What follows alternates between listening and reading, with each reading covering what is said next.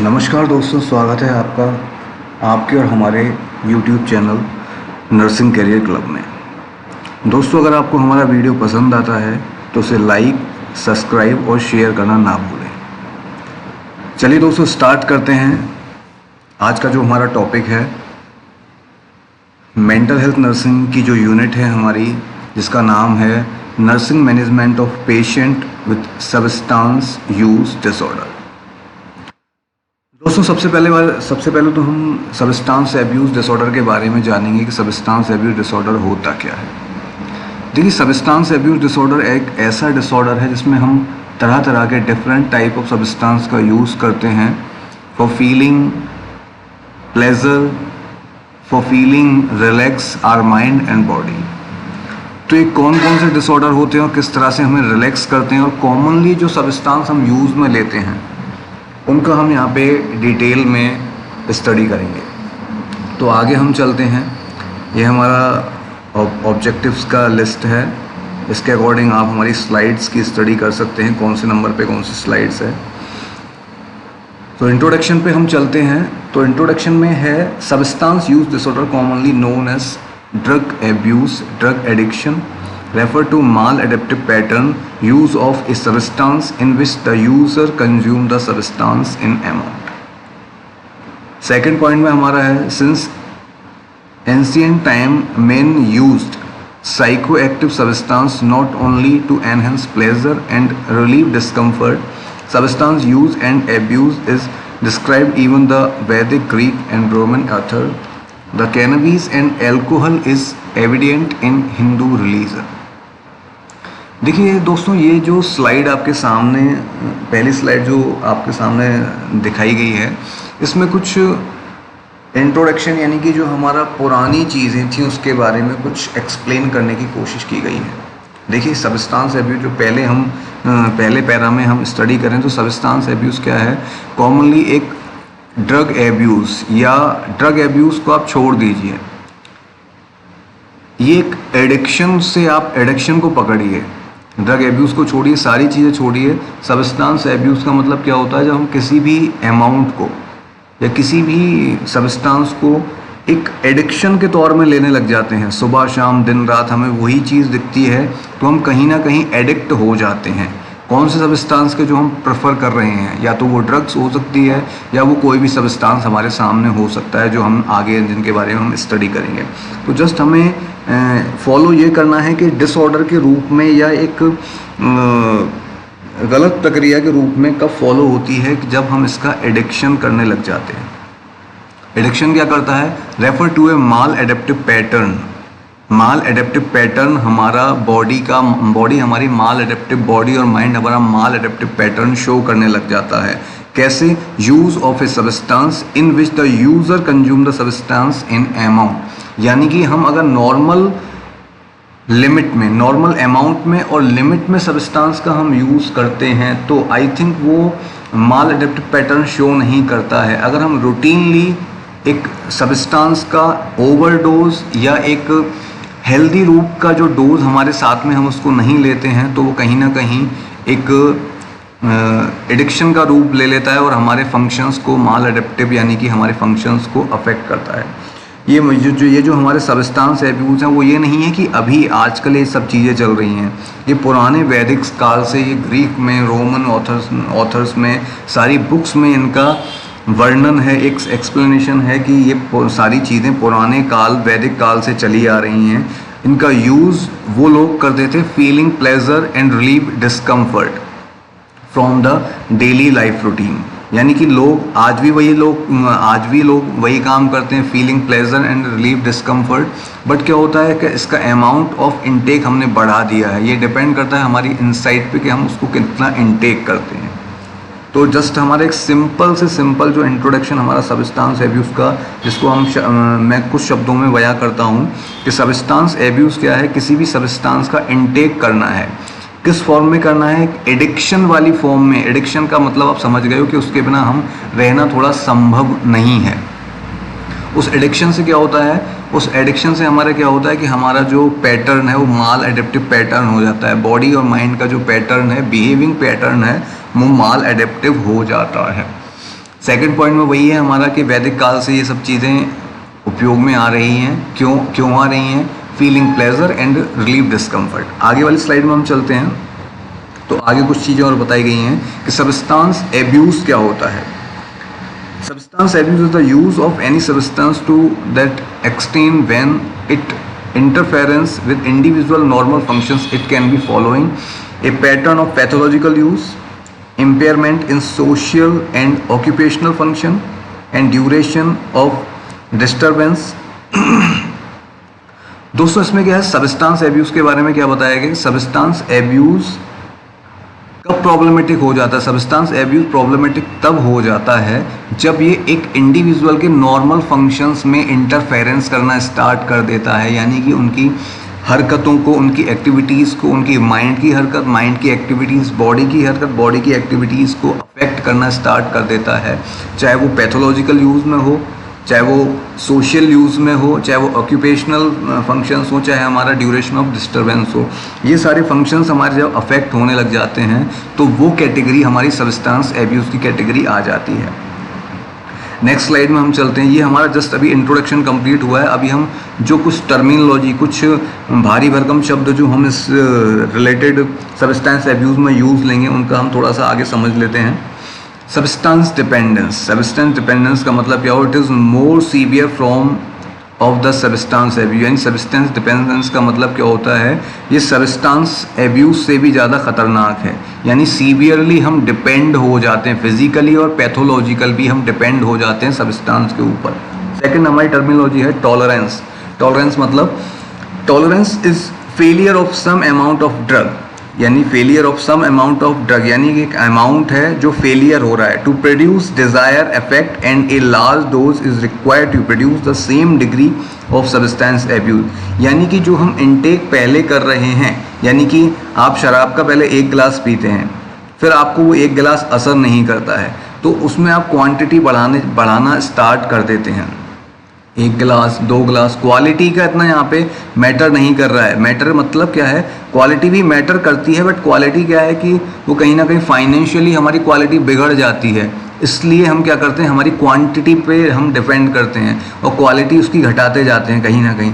तो क्वांटिटी हम बढ़ाते जाते हैं, एक गिलास, दो गिलास, तीन गिलास, 3 गिलास से हमें नशा हो जाता है। It's enough for today.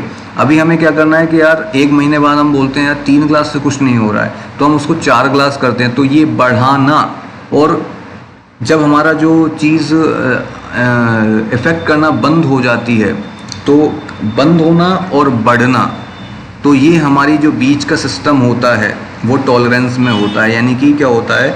A large dose is required to produce the same degree of substance effect. यानी कि जो हमारी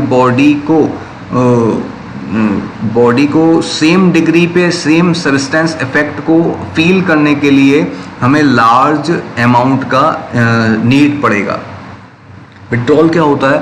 withdrawal is characterized by appearance of substance specific symptom when the substance intake reduce और stopped. यानी कि जब हम substance को नहीं ले रहे हैं, यानी कि हमने एक दिन सब्सटेंस ले लिया या हम कोई थेरेपी पे चल रहे हैं या हमारे पास कुछ भी नहीं है, तो जो हमारे पास जो सिम्टम्स बॉडी हमें शो करती है due to lack of substance, जो absence of substance in our body, तो जो फंक्शंस हमें शो होते हैं, जो हरकत हमें बॉडी में शो होती है, वो हमारी विड्रॉल सिम्टम्स के अंदर आती हैं। आगे हम चलते हैं। Classes of substance abuse. Substance abuse classes कौन कौन सी हैं जो हम इस चैप्टर में सब्सटेंस एब्यूज के अंदर पढ़ेंगे? देखिए, पहली क्लास है हमारी एल्कोहल, कैनबीस, सेकंड है कोकेन, ओपियोइड्स, निकोटिन। तो एल्कोहल में हम क्या क्या चीज़ें आती हैं? बियर, रम, विस्की, ब्रांडी वगैरह, ये सारी चीज़ें। कैनबीस में भांग, चरस, गांजा, ओरली और स्मोकिंग, यानी कि स्मोकिंग भी हम लेते हैं। कोकेन में हशीश, गांजा, भांग, स्मोकिंग। ओपियोइड्स में smack, heroin, morphine, ETC, IV injecting and smoking. Nicotine में टबैको, सिगरेट, पाइप्स, ईटीसी। तो ये हमारा इसमें क्वेश्चन आ गया, which of the following drug functions as a CNS depressant. इसमें जो हमारा क्या कहते हैं, कैफीन, ओपियम, कोकीन, इसमें जो हमारा आंसर है ओपियम का है, जिसमें रैशनल में है produce desire, effect and a large dose is required to produce the same degree of substance effect. अब हम specific management oblique alcohol disorder, specific management oblique alcohol disorder. अब हम जो हमने पीछे वाली स्लाइड में जो हमने स्पेसिफिक जो क्लास का डिस्ट्रीब्यूशन किया था, अब एक एक क्लास के बारे में हम यहाँ पे स्टडी करेंगे कि एल्कोहल से क्या प्रॉब्लम होती है, क्या क्या उसके इफेक्ट रहते हैं, क्या क्या साइड इफेक्ट रहते हैं। अभी एल्कोहल का हम प्रीवियसली जो स्टार्टिंग इंट्रोडक्शन है कुछ थोड़ा सा हम इसमें एक्सप्लेन करने की कोशिश करते हैं। Alcohol related disorder, alcohol abuse is one of the most primitive addiction, कोई प्रॉब्लम वाली बात नहीं है इसमें। The word alcohol is drive from the Arabic word एल्कुल मीनिंग एसेंस, यानी कि जो एल्कोहल शब्द आया है जो अरेबिक वर्ड एल्कुल से आया है जिसका मीनिंग है essence. Alcohol abuse is a pattern of pathological use for at least a month that causes impairment of social occupational function, यानी कि जो एल्कोहल एब्यूज का जो पैटर्न है पैथोलॉजिकली हमें कब अफेक्ट करता है, जब हम इसका एक मंथ से ज़्यादा इसका यूज़ या एटलीस्ट एक मंथ तो इसका यूज़ होना चाहिए लाइक ए एब्यूज के रूप में। थर्ड पॉइंट है alcohol dependence is a severe form in which the client has many problems like compulsive thinking, compulsive drinking, presence of tolerance and withdrawal, dependent drinking, alone etc. Next हमारा point है acute alcohol produce. acute alcohol produce क्या क्या करता है, muscular इनकोऑर्डिनेशन, यानी कि acute जो हमारा alcohol produce मस्क्यूलर इनकोऑर्डिनेशन प्रोड्यूस करता है, ब्लर्ड विजन, हमारा विजन ब्लर्ड हो जाता है, एक्साइटमेंट, रेस्पिरेटरी डिप्रेशन, ये सारी जो एक्टिविटीज़ हैं वो एल्कोहल रिलेटेड एब्यूज से हमारे सामने या हमारी बॉडी हमें शो करती है। नेक्स्ट चलते हैं chronic alcohol produce chronic gastritis, cirrhosis of liver like, और नेक्स्ट है कोर्सकोफ सिंड्रोम। कोर्सकोफ सिंड्रोम क्या होता है, कोर्सकोफ सिंड्रोम भी involving in alcohol abuse disorder, यानी कि जब हम अधिक अमाउंट में मोर अमाउंट में क्रोनिक एल्कोहल का इनटेक करते हैं तो कोर्सकोफ सिंड्रोम हमारा अराइज होता है। कोर्सकोफ सिंड्रोम का मतलब क्या होता है, डेफिशिएंसी ऑफ थायमिन यानी vitamin B1, muscles weakness. Alcohol drinking classified into following categories, जो हमारी एल्कोहल की ड्रिंकिंग है वो हम किस तरह से क्लासिफाइड करते हैं कि इतना अमाउंट या फिर हमने इतना अमाउंट पी लिया है तो कौन सी उसमें डालना है, कौन सी कैटेगरी में डालना है, इतना अमाउंट पी लिया तो कौन सी कैटेगरी में डालना है। तो यहाँ पे हमारे सामने 4 कैटेगरीज हैं, alpha, beta, gamma and delta. Alpha alcoholism का मतलब है no loss of self control, यानी कि जो अल्फ़ा कैटेगरी वाला बंदा है जिसने पी है, एल्कोहल ली है, वो अपना सेल्फ कंट्रोल नहीं खोएगा, यानी कि उसको होश रहेगा। बीटा एल्कोहलिज्म यानी कि कंप्लेन विथ नो डिपेंडेंस, यानी कि उसका वो नो डिपेंडेंस, आप आगे की लाइन को भूल जाइए, आप ध्यान रखिए नो डिपेंडेंस यानी कि डिपेंड नहीं है। फर्स्ट में क्या है, नो लॉस सेल्फ कंट्रोल, यानी कि सेल्फ कंट्रोल नहीं खोया, जबकि सेकंड में क्या है, नो डिपेंडेंस, यानी डिपेंडेंस नहीं है, वो कहीं ना कहीं थोड़ा सा मैनेज कर लेता है अपने को, कंप्लीटली मैनेज नहीं कर पाया। थर्ड में क्या है, physical dependence with psychological dependence, यानी कि गामा में क्या होता है कि दोनों तरीके से पेशेंट डिपेंड हो जाता है, फिजिकली और साइकोलॉजिकली भी। डेल्टा में inability to abstinence tolerance is present, इसमें एब्सटेन वाली प्रक्रिया स्टार्ट हो जाती है, जिसमें क्या होता है, डेल्टा में इनएबिलिटी टू एब्सटेन हो जाता है टॉलरेंस एक्टिविटीज़ में।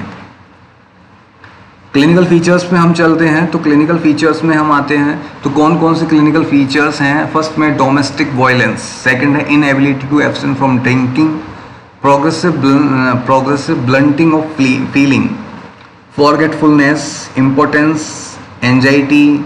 फिजिकल कॉम्प्लिकेशंस में हम आते हैं fatty liver cirrhosis, hepatitis, peptic ulcer. देखिए दोस्तों, ये सारे जो नॉर्मल फंक्शंस हैं, जो नॉर्मल वाइटल्स को हमारे को अफेक्ट करते हैं।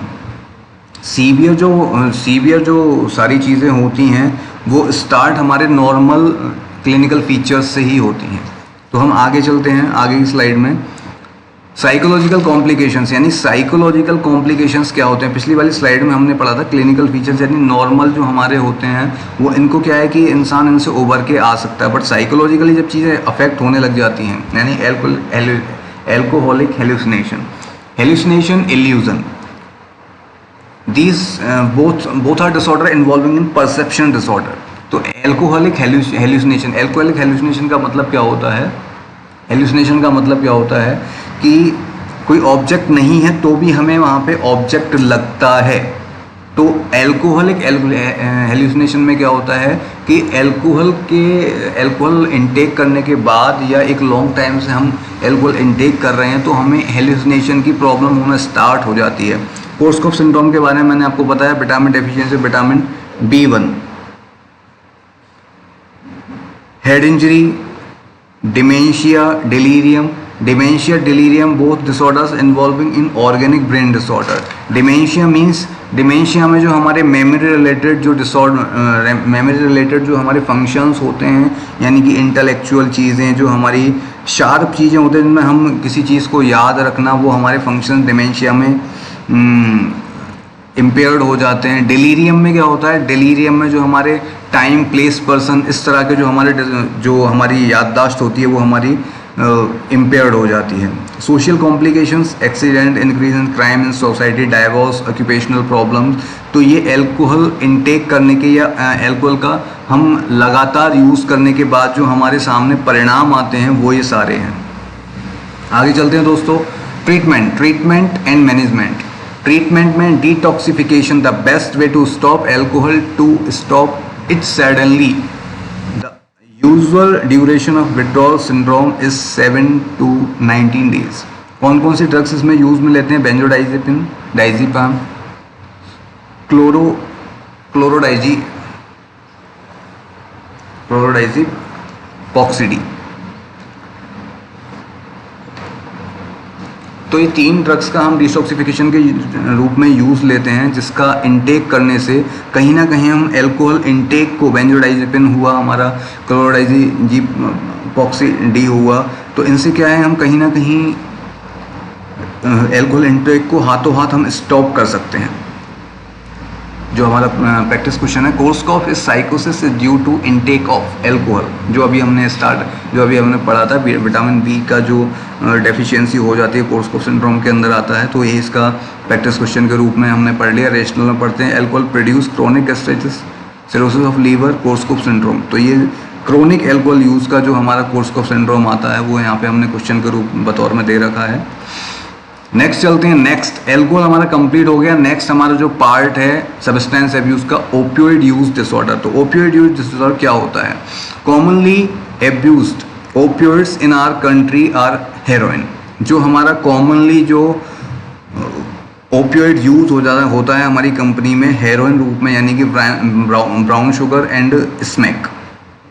These injecting drug users have become a high risk group of HIV infection। यानी कि जो ये इंजेक्टिंग ड्रग है, इंजेक्टिंग रूप में हम इसको लगाते हैं, आईवी इंजेक्शन के थ्रू इसको हम इंजेक्ट करते हैं, तो ये क्या है, high risk of HIV infection में भी इसको इन्वॉल्व किया गया है। आगे चलते हैं। Acute intoxification is characterized by apathy, respiratory depression, bradycardia, delay reflex, hypotension. तो ये हमारे एक्यूट इंटॉक्सिफिकेशन के जो ओपियोइड का इंटेक करने के बाद जो हमारे इंटॉक्सिफिकेशन के जो कैरेक्टरिस्टिक्स हैं वो हमारे सामने आते हैं। नेक्स्ट चलते हैं ट्रीटमेंट में। डिटॉक्सिफिकेशन में क्या होता है, withdrawal symptom can be managed by methadone, clonidine, नेलेक्स्ट्रॉन। तो डिटॉक्सिफिकेशन में हम 3 ड्रग्स का हम यूज़ में लेते हैं। ये आप फार्माकोलॉजिकल में आप अच्छे से डिटेल में पढ़ोगे, पर यहाँ पे मैं आपको इन ड्रग्स के बारे में ज़्यादा एक्सप्लेनेशन नहीं कर सकता। फार्माकोलॉजिकल वाली यूनिट में हम आपको अच्छे से इनको एक्सप्लेन करेंगे। अदर कौन सी जो थेरेपीज, हमारा एक मेडिकल ट्रीटमेंट होता है, एक थेरेपी वाला ट्रीटमेंट होता है। तो हमारी थेरेपी वाली ट्रीटमेंट में हम देते हैं psychotherapy, behaviour therapy, group therapy and family therapy. Family therapy में पेशेंट को और उसकी फैमिली को, दोनों को ही थेरेपी दी जाती है कि how to handle the patient. इसमें बहुत सारी चीज़ें हमें सिखाई जाती हैं कि फैमिली पेशेंट को किस तरह से हैंडल कर सकती है और फैमिली का एनवायरनमेंट है वो हमें किस तरह से बनाए रखना है।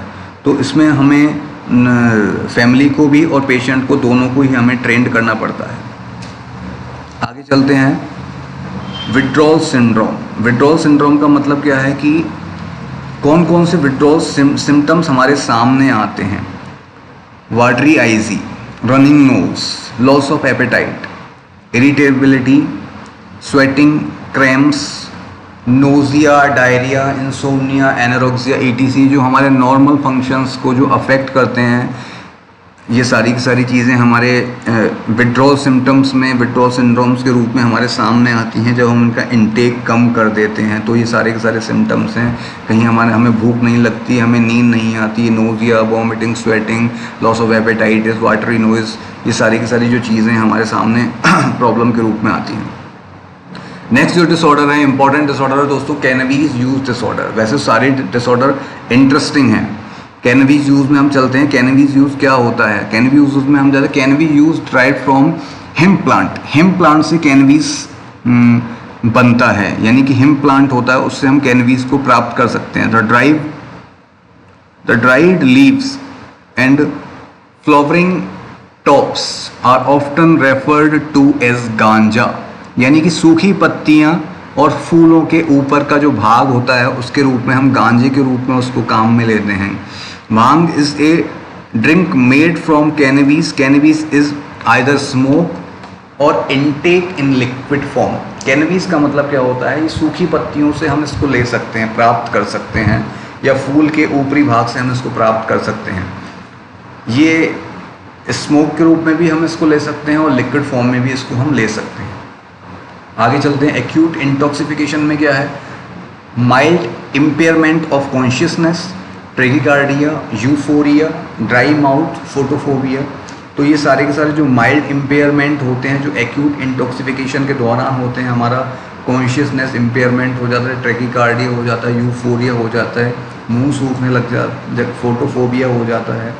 तो ये सारी की सारी चीज़ें हमें एक रिएक्शन के रूप में after intake of cannabis use disorder का जब हम यूज़ करते हैं तो हमें सारी की सारी चीज़ें देखने को मिलती हैं।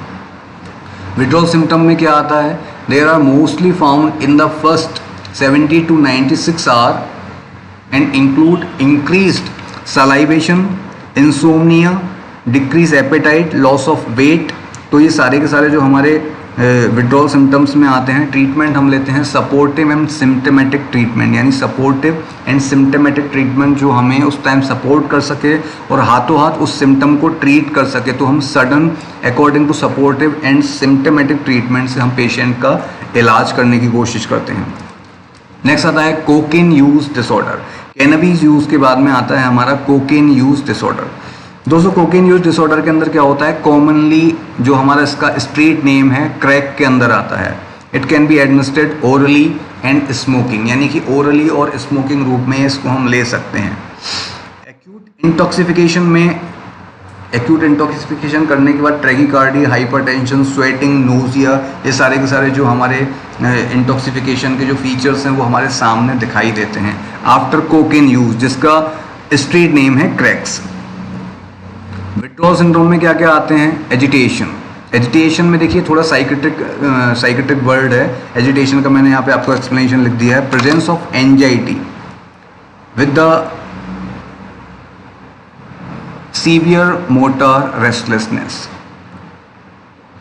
Presence of anxiety with a severe motor restlessness. देखिए इसमें एक छोटा सा हम देखते हैं एजिटेशन में क्या होता है, हमारे अंदर एक मोटर फंक्शंस को लेके एक एंजाइटी, एक क्या कहते हैं, एक डिलेइंगनेस आ जाती है। Depression, anorexia, fatigue, sleepiness. तो ये सारे के सारे जो विड्रॉल सिम्टम्स, यानी कि हम जब उसका इनटेक नहीं कर रहे हैं तो ये सारे के सारे विड्रॉल सिम्टम्स हमारे सामने आते हैं। ट्रीटमेंट में क्या है? For intoxification use diazepam, propranolol are used. For withdrawal symptoms anti depressant, psychotherapy are use, यानी कि जो इंटॉक्सिफिकेशन के लिए डायज़ेपम, प्रोपेनॉल का यूज़ करते हैं और विड्रॉल सिम्टम को ट्रीट करने के लिए हम एंटी डिप्रेसेंट और साइकोथेरेपी का हम यूज़ करते हैं। दोस्तों अब मैनेजमेंट पे हम चलते हैं। मैनेजमेंट का मतलब है कि हम इन डिसऑर्डर्स से लोगों का किस तरह से मैनेजमेंट करते हैं। तो सबसे पहले client assessment data. Clients assessment data में क्या है? Recognization of alcohol abuse. Recognization of alcohol यानी कि मैनेजमेंट हम कर रहे हैं एल्कोहल एब्यूज़ के पेशेंट का, तो इसमें एक क्वेश्चनरीज होती है जिसको हम बोलते हैं CAGE के क्वेश्चनरीज। तो इसमें हम पेशेंट से 4 क्वेश्चन पूछते हैं। तो फर्स्ट क्वेश्चन है C का मतलब है have you ever felt you C cut down, यानी C का मतलब है कट डाउन योर ड्रिंकिंग, कभी आपने अपनी ड्रिंकिंग को फील किया है, इसको भी कम करें, कट डाउन करें। नेक्स्ट है पेशेंट अगर यस या नो का जवाब देता है तो उस हिसाब से हम उसका MSc या MSc में उसको हम नोट डाउन कर लेते हैं। CA have people annoyed you by criticizing your drinking, people ने कभी आपको अनॉयड किया है आपकी ड्रिंकिंग को लेके, कभी क्रिटिसाइज किया है, पेशेंट यस या नो का जवाब दे, उस हिसाब से हम आंसर लिख लेंगे। G have you ever felt guilty about your drinking, कभी आपने गिल्ट फील किया है related with your drinking habits, patient का जवाब लिख लेंगे। E have you ever had a drink first thing in morning, यानी कि आई ओपनर ड्रिंकर, कभी आपने ऐसा फील किया है कि मुझे सुबह उठते ही, कई लोगों में क्या होता है सुबह उठते उठते उनको रात का हैंगओवर उतारने के लिए सुबह वो शराब का इंटेक करते हैं, तो पेशेंट ने अगर ऐसा फील किया है, ऐसा किया है, तो हम उसको लिख लेते हैं। Disorientation, confusion, feeling of fear, तो ये सारे के सारे जो रिकॉग्नाइजेशन ऑफ एल्कोहल एब्यूज़ के क्वेश्चंस हैं। इसमें जो नेक्स्ट हमारा आता है what is cake questionnaire, what is cake, cake का मतलब है client assessment data. Client assessment data कौन सा है, एल्कोहल एब्यूज़ का, जो हमारे रैशनल में हमें दे दिया गया है। दोस्तों आशा करते हैं आपको हमारा वीडियो पसंद आया होगा। आपको हमारा वीडियो पसंद आए तो इसे लाइक, शेयर एंड सब्सक्राइब करना ना भूलें। नेक्स्ट वीडियो के लिए हम बहुत जल्दी मिलते हैं।